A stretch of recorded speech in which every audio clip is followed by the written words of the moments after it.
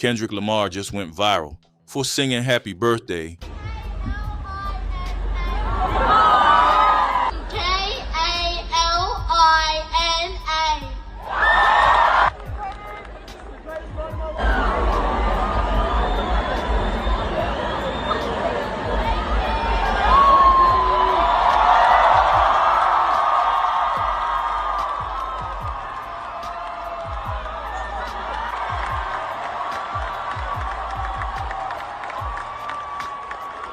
She was official from the start. Now she's super duper official now. Make some noise for Kalina. Count of three, we're gonna sing happy birthday to Kalina. Kalina, don't mess this up. The cameras is everywhere. We're gonna take this back to America. I'll make sure I do it right. 1, 2, 3. Happy birthday to you. Happy birthday to you. Happy birthday, dear Kalina. Happy birthday to you.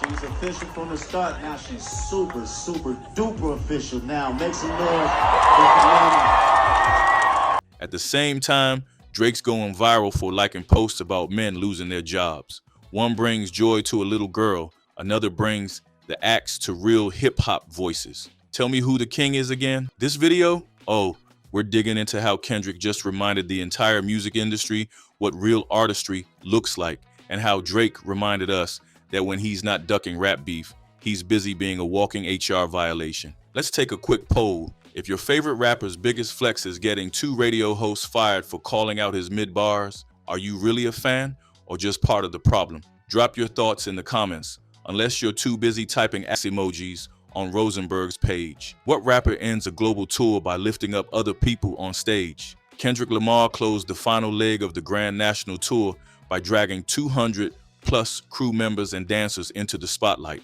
thanking every single one publicly. He didn't exit the stage with a rant, a diss, or a fake deep quote. He said, "It ain't about me right now. Let that marinate." While Drake's team is out here farming bots, Kendrick is farming gratitude. Let's talk about the moment that went viral on the internet. Kendrick pulled a young fan named Kalina on stage during his show in Australia and sang her happy birthday. Not in a corny way, not for clicks. This was straight up pure, joyful, soul-shaking energy. He didn't just acknowledge her, he made her the moment. Kendrick even warned the crowd not to mess it up because they were taking it back to America. This clip has now hit news platforms outside of hip-hop. It's giving humanity, it's giving grace, and it's giving Drake's fans a meltdown. After the birthday serenade, Kendrick hit one more note. He gifted Kalina a signed hat from the tour, not tossed from across the stage, not handed by security. Nah, Kendrick walked over himself and gave it directly to her. That ain't just fan service, that's family energy. That's the difference between rappers who perform and artists who connect. This single gesture triggered a tidal wave of emotion online. Meanwhile, Drake's fans were too busy rage posting axe emojis like it's a Call of Duty streak. Before leaving Australia, Kendrick took the mic and delivered what might go down as one of his most impactful speeches to date. Make some noise for the dancers, for the production, PG Lang all the way up. He wasn't building his own legend, he was building everyone else's. No cryptic captions, no fake deep flex, just respect, community, and real gratitude. And listen, this wasn't a Grammy stage, this was his stage, and he shared it like a man who knows he's already immortal. Drake can barely post a song without shade. Kendrick's speeches are healing people. Drake really hopped into a comment section, dropped the axe emoji, and dipped out like it was a mic drop. But this wasn't about music, beef, or even a response to a diss track. Nah, Drake was celebrating the actual firing of 2 radio hosts. 2 industry veterans, Ebro and Peter Rosenberg, just lost their decades-long gig at Hot 97, and instead of reflection or class, Drake chose to go full high school bully. We are no big fan of those 2, but I don't jump in celebrating people losing their job. Let that sink in. Kendrick's giving birthday gifts to kids. Drake's cheering over job losses. Let's get something straight. Ebro and Rosenberg weren't laid off because of Drake. They were axed after Hot 97 was sold to an ownership group that doesn't even care about hip hop. But Drake fans didn't wait for facts. They jumped straight into it. In their heads, this was some justice for mean tweets and radio segments that didn't worship Aubrey's every move. And Drake, being Drake, decided to validate that delusion. He turned a corporate restructure into a petty revenge fantasy, all over opinions that didn't align with his ego. The Drake fan base has officially gone off the rails. Instead of streaming music, they're organizing troll campaigns, literally parading online because two radio hosts lost their livelihoods. We're talking full-blown low vibration energy, threads, memes, celebration gifs, and that creepy axe emoji under every Ebro or Rosenberg post. And for what? Criticism? Not even personal, just hip-hop commentary? You'd think Rosenberg robbed Drake's house the way these fans are acting. If you're still watching, you're part of the 1% who sees through the smoke. So go ahead, like, subscribe, and drop a comment with how you really feel about this mess. Let's make truth go more viral than a damn emoji. Peter Rosenberg wasted no time firing back, and honestly, it was the realest mic drop of the year. He said, "It's behavior like this that's made it impossible for people to defend the whack stuff Drake does." And boom! That wasn't just shade, that was a verbal eviction notice given to Drake. Peter wasn't even talking music anymore. He was talking about character. And when a voice in hip-hop says the emperor has no clothes, now let's talk Ebro. Man turned the situation around and played Drake's own game, trolling him with subtle digs that made Drake's stands foam at the mouth. Instead of whining, Ebro dropped one-liners that riled the entire OVO hive, and that was the point.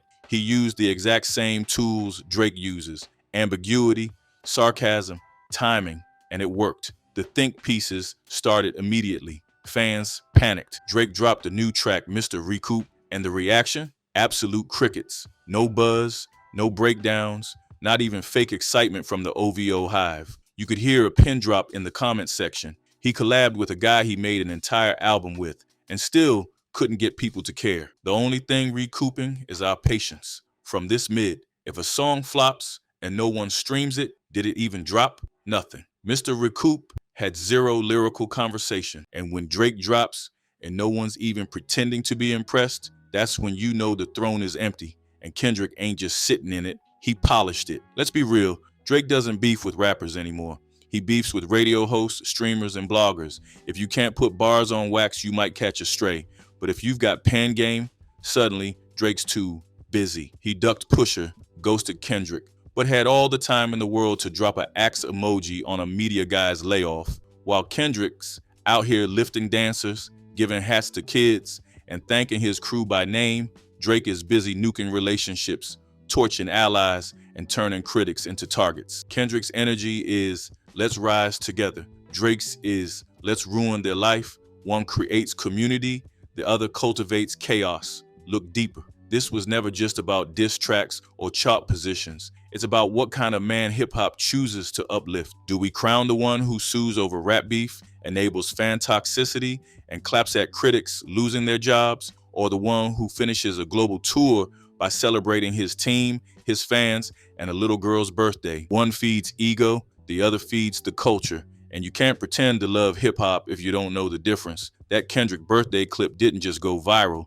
It obliterated the usual hate cycle. It broke out of hip-hop media and flooded mainstream platforms, family group chats, morning shows, and Twitter threads that don't even cover music. It was a moment of pure joy, something hip-hop rarely gets credit for anymore. And as that clip racked up millions of views, not one person said, "This feels fake." Drake drops a track, and even his fans can't pretend to care. 2 years after the Kendrick versus Drake saga exploded, the answer is clearer than ever. Kendrick is touring the globe, changing lives, making grown men cry, and getting mainstream praise for his integrity and love. Drake is fighting media nerds, shading journalists, dodging rappers, and leaking mid. Kendrick won on stage. He won off stage. Drake's only wallowing in bitterness. Kendrick showed us how music heals. Drake showed us how ego poisons. So as we move into this next era of hip-hop, ask yourself, who do you want to lead the genre forward?